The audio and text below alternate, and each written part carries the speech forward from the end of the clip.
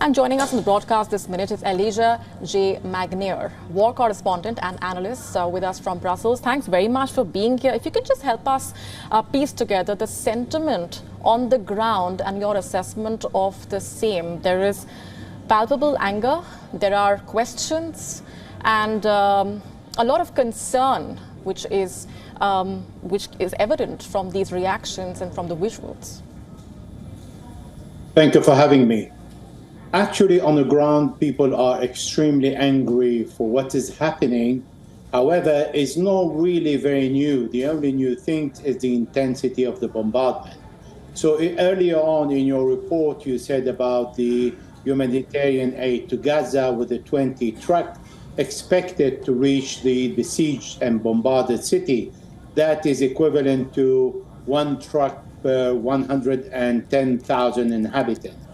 Also on the West Bank, as you also have reported, where the President Mahmoud Abbas is the one taking control, the Israelis have killed 74 Palestinians since the last 13 days. So there is very little presence of Hamas, and the one who is in control is the Palestinian Authority. So the Palestinians really don't know where to go. If they go to Gaza, they are told to go to the south, and Israel bombard them in the south. If they stay in the north, they are bombarded in the north. And the least was the bombardment of the hospital, where the Islamic Jihad was accused.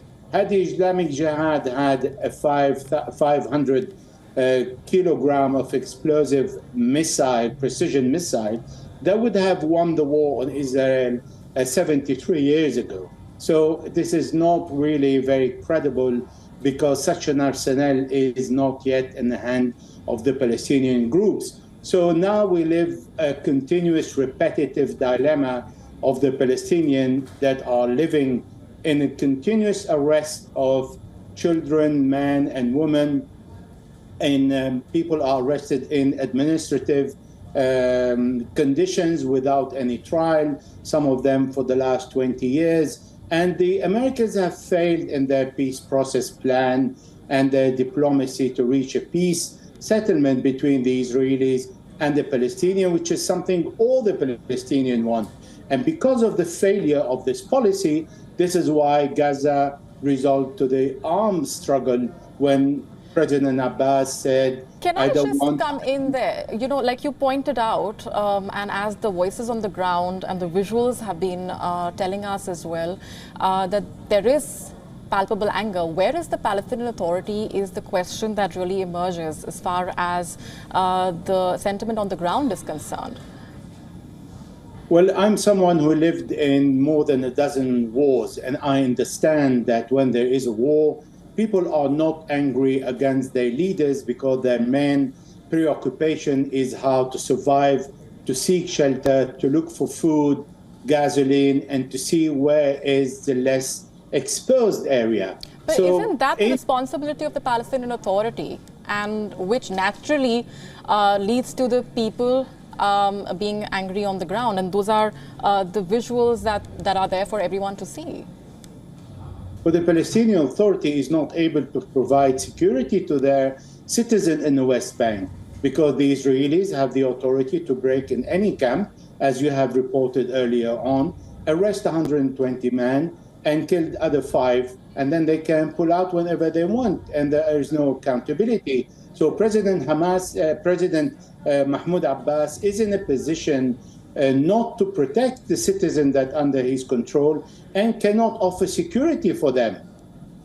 Are you saying that the Palestinian Authority is doing its job perfectly well, and there is absolutely no gap when it comes to the aspirations of the people, the concerns of the people on the ground, and the action taken by them?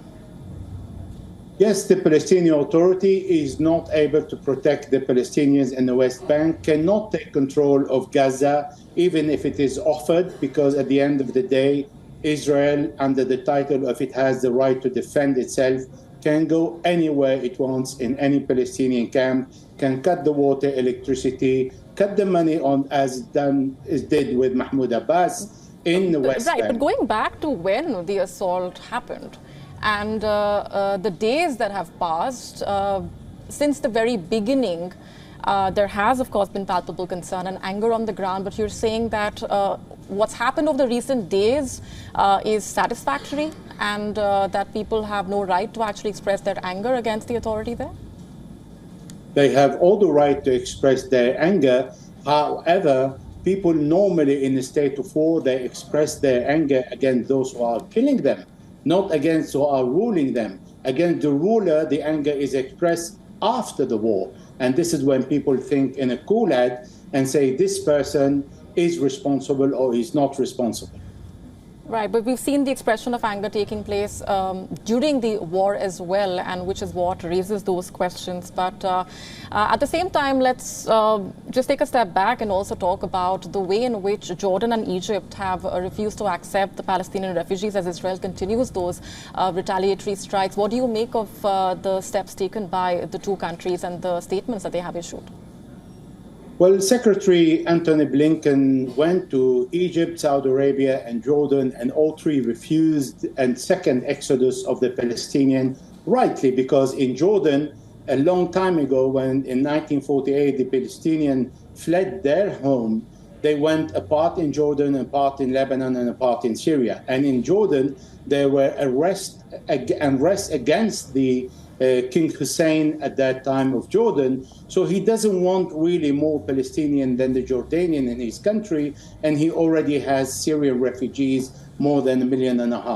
In Egypt, the President Sisi rightly said, if you move them to Sinai, saying that this is temporarily, then the Palestinians will want to return to their home. You're going to do exactly as 1948, and then you will accuse them of terrorism, and then you will accuse me as the president of Egypt of not controlling the border, so I have to fight with the Palestinians. No, thank you very much. You keep them there. And the Saudis said to Antony Blinken that you have committed to a peace process and you have an Oslo agreement on the table that Netanyahu said he doesn't recognize. Right. You are responsible to bring back the two-state on the table.